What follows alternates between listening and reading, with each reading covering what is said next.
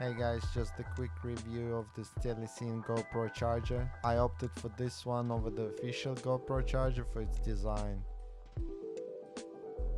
The official charger base is half tall, so when you're out and about riding, the batteries kept falling out on me.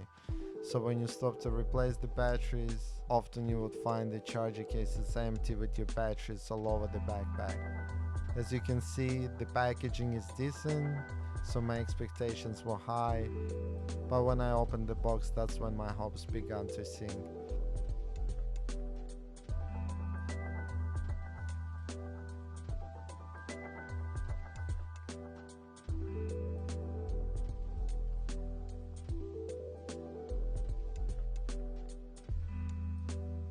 The material used for this case is some sort of fragile plastic.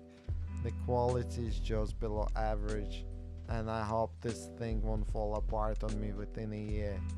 I tried it earlier today, it worked, it charged my batteries fine, so I guess it does the job.